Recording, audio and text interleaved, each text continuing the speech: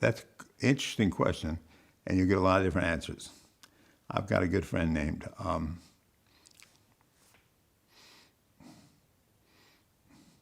who's a professor at American University, and he does history. He's actually one of the authors. And Set Free. He wrote a book called Reading the Bible with the Founding Fathers. Daniel Dreisbach is his name. And 3 or 4 years ago, maybe 5 years ago. And in that, he kind of waded into this discussion that we often have in many circles.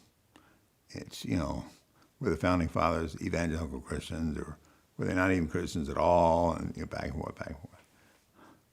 And he said, none of that really matters.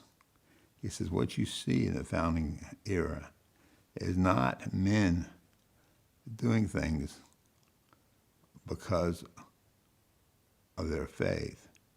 It was men who are doing things because they've been motivated by the power of God's word. Some of them were believers, some of them weren't. And he said, we have this thing called, we call it common grace, that God can affect people who aren't believers.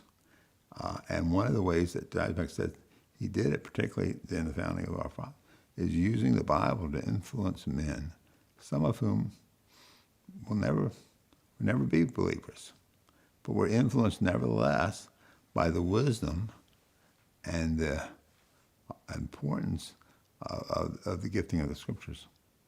And I think that's exactly right. So I think we have to look at it that way.